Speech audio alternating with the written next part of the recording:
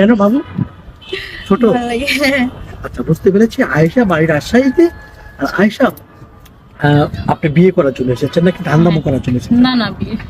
প্রতারণা ধান্দামো করার ইচ্ছে নাই তো? No. দেখবেন কিন্তু আমাদের পেজের একটা একটা দাম আছে বা নাম আছে, ধান্দামি করবেন না তো? না। কসম খান।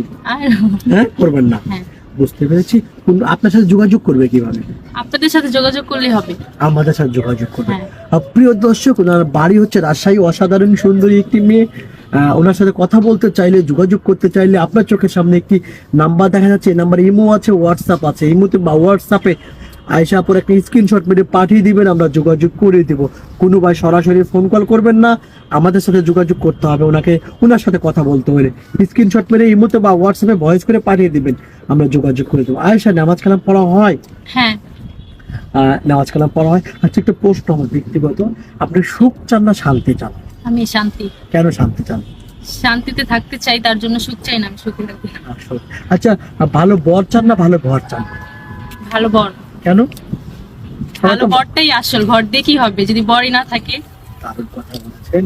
আচ্ছা, আরেকটা প্রশ্ন হচ্ছে, জি। বিয়ের পরে স্বামীকে নিয়ে কোথায় কোথায় যাওয়ার ইচ্ছা আছে?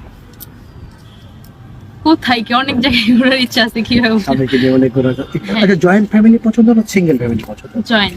কেন? ভালো লাগে আমার জয়েন্ট ফ্যামিলি।